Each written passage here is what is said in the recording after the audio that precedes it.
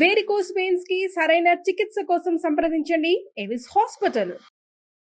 నమస్తే రమ్మగారు. నమస్తే జయ. రమ్మగారు, ఇంటికి ఎవరైనా ఆడపిల్లలు కానీ లేకపోతే ముత్తైదువులు కానీ వచ్చి వెళ్ళిపోతున్నప్పుడు బొట్టు ఖచ్చితంగా పెట్టాలా? పెట్టకపోతే అదేమన్నా అంటే తప్పు కింద పరిగణించబడుతుందా? అంటే అనాదిగా మనకు తెలిసింది జయ, ఇవి పురాతనమైన పద్ధతులు. లక్ష్మీదేవి ఏ స్వరూపంలో ఉంటుందో తెలియదు మనకి. లక్ష్మిని గౌరవించాలి. లక్ష్మి అంటే ధనం అని కాదు, సమస్తమైన సమృద్ధి లక్ష్మీ స్వరూపమే. చదువుకుంటున్నాం, మనకు పుస్తకాలు లక్ష్మీ స్వరూపం. అవును, మరిన్ని పుస్తకాలు, మన పెన్నులు, మన పెన్సిళ్ళు, అదంతా లక్ష్మి సమృద్ధి. లక్ష్మి అంటే సమృద్ధి. మనకి ఒకటి కావాల్సి వస్తే దానికంటే ఎక్కువ ఉండేదంతా సమృద్ధే కదా. ఆరోగ్యం అంతే, ఐశ్వర్యం అంతే, ఇల్లంతే, వాకిళ్ళ సమస్తమైనవి బట్టలతో సహా ప్రతిదీ సమృద్ధి. ఈ సమృద్ధిని ఇచ్చేటువంటి ఆ శక్తి ఏ స్వరూపంలో గోచరిస్తుందో మనకి కనపడదు, మనకు తెలియదు. అది తెలియదు కాబట్టి మన ఇంటికి వచ్చిన లక్ష్మికి స్త్రీ స్వరూపం ఉంటుందని అనాదిగా మనం నమ్ముతున్నాం. అవును అవును, ఆమె శ్రీదేవి స్త్రీదేవత. పురుష రూపంలో కూడా రావచ్చు పురుష రూపంలో కూడా. అందుకని దానికి మనకు అతిథి దేవో భవ అని, వచ్చిన అతిథికి తాగడానికి మంచినీళ్ళు ఇవ్వండి, కాస్త మజ్జిగ ఇవ్వండి, కాస్త అలసిపోయేస్తే కాస్త సేద తీర్చి కూర్చొని అయినా చల్లగా ఉండు, ఏదైనా ఒక ముద్ద అన్నం తిను అని మాట్లాడాలి. ఇవన్నీ మనకు ముందు నుంచి అలవర్చారు. మగవాళ్ళు విష్ణు స్వరూపాలు, స్త్రీలు లక్ష్మీ స్వరూపాలు అని కూడా మనకి అలవాటు చేశారు. ఇప్పుడు ఇవి వచ్చిన వాళ్ళు ఆడపిల్లలు కానీ, తర్వాత స్త్రీలు ఎవరైనా ముత్తైదులు కానీ వస్తే గౌరవించటం, వాళ్ళని ఎట్లా బొట్టు ఉంచటం, గౌరవించటం అంతే కదా. అవును, బొట్టు ఉంచి ఏదైనా ఓ పండో, ఓ పువ్వో, రవికల బట్టో, ఓపిక ఉంటే ఇంకా ఏమిటో, అవన్నీ మన దగ్గర లేవు. అయినా సరే ఏవో అరటిపళ్ళు ఏవో ఉంటాయా, 2 ఖర్జూర పళ్ళైనా ఏదైనా ఒకటి గౌరవించి పంపించటం మన విధానం. ఇలా గౌరవించబడిన స్త్రీ వల్ల మనకి లక్ష్మి కలిసి రావచ్చు. ఆమె యందున్న లక్ష్మి గౌరవింపబడి మన యందు ఉండాలని భావించవచ్చు. రెండోది, స్త్రీలకి బొట్టు పెట్టడం అది ఏంటంటే, దీంట్లో ఒక చిన్న మార్మికమైన ఒక వ్యవహారం ఉంటుంది. ఇప్పుడు ఎవరో మన ఇంటికి వచ్చారు, వాళ్ళకి మన పట్ల ఎలాంటి ఇబ్బంది, అనాదర భావం కలిగిన, లేకపోతే ఈర్ష్యాసూయలు పుట్టిన ఏదో ఒక భావం కలుగుతుంది కదా.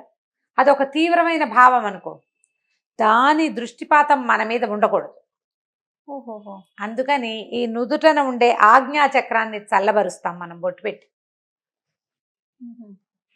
అది వాళ్ళ దృష్టి పాజిటివ్గా మన మీద ఉంటుంది. అది పాజిటివ్గా మార్చటం ఒకటి గౌరవించటం అయితే, రెండోది వాళ్ళ యొక్క ఉద్దేశాలలో మన మీద ఎటువంటి ఆగ్రహమో, ఆవేశమో, కష్టమో, నిష్ఠూరమో, విసుగుదలో, ఏదైనా అయిష్టమో, లేకపోతే ఒక ఈర్ష్యో, ఒక తీవ్రమైన భావం కలిగితే ఆ తీవ్ర భావాన్ని చల్లబరచటం. ఆ స్త్రీలు, ఈ పుత్తైదులు లేదా కన్యపిల్లలు లక్ష్మీ స్వరూపాలు కాబట్టి వారిని గౌరవిస్తే లక్ష్మీదేవిని గౌరవించినట్లే అయ్యి మనకి మరింత సమృద్ధి పెంపొందుతుంది అన్న ఉద్దేశంతో ఇలా బొట్టు పెట్టడం అనేది ఒక సిద్ధాంతంగా అలవాటు చేశారు. అది పెళ్ళైన స్త్రీకైనా పెళ్లి కాకపోయినా కూడా అంతే కదా గారు. పెళ్ళైన స్త్రీ ఖచ్చితంగా పెట్టాలి. వాళ్ళతో పాటు ఆవిడ చేతిలో చంటి పిల్ల, ఏడాది పిల్ల, బుడ్డదానికి కూడా బొట్టు పెట్టాలి. ఆడపిల్లకి బొట్టు పెట్టాలి తప్పకుండా. ముత్తైదు పూర్తిగా గౌరీ స్వరూపం, బాలగౌరి చిన్నపిల్ల అయితే. ఇది ఒక ఆచారం, ఇది మన సంప్రదాయం, ఇది మన ఆచారం, ఇది ఒక మర్యాదమ్మా. ప్రధానమైనది ఇది ఒక మర్యాద. ఆ మర్యాదని మనం కొనసాగించుకోవాలి, అలవర్చుకోవాలి, పిల్లలకి నేర్పించాలి. ఉండండి బొట్టు పెడతాను అని చెప్పి ఉంచి బొట్టు పెట్టి పంపించాలి. ఆ బొట్టు పెడతాను ఉండు అన్నది ఒకసారి ఆజ్ఞగా భావించి లక్ష్మీదేవి మన ఇంట్లో స్థిర నివాసం కూడా చేయొచ్చు. ఆవిడ వెళ్ళిపోతుంది బొట్టు పెట్టించుకున్న ఆవిడ. ఆ బొట్టు పెడతాను ఉండు అన్న మాటని లక్ష్మీదేవి స్వీకరించవచ్చు. ఆ పాజిటివ్ దృక్పథంతోటే మనం బొట్టు పెట్టాలి.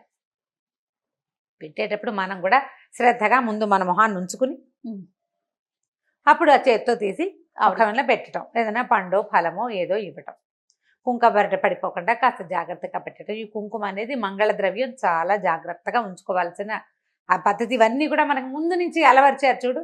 కొన్ని కొన్ని మానేసాం మనం, కానీ కొన్ని మానల. అందులో ఈ బొట్టుంచే విధానాన్ని మానుకోలేదు మనం. మానుకోలేదండి. అందరూ పెడతారు. అవును అవును. అందరూ బొట్టు పెడతారు. కాబట్టి తప్పకుండా ఈ విధానాన్ని ముందుకు తీసుకెళ్ళండి. తర్వాత ఇంకొకటి ఏంటో తెలుసా, దీంట్లో ఇంకొక మాట చెప్తా చూడు. ఇది నాకు చాలా రోజుల క్రితం అనసూయమ్మ గారిని మా ఇంటి దగ్గర ఉండేవారు, పెద్దవారు, వాళ్ళు లక్షణంగా ఉండేవారు. ఆవిడ ఒకసారి చెప్పారు, బొట్టు పెడితే శక్తిపాతం జరుగుతుంది అని. అంటే ఇప్పుడు నాకు బొట్టు పెట్టావు నువ్వు, నాలో ఉన్న శక్తి, నాలో ఉండే సాత్వికమైన శక్తి అంశ ఏదైనా ఒకటి ఉంటే అది నీకు దొరుకుతుంది, అది నీకు లభిస్తుంది.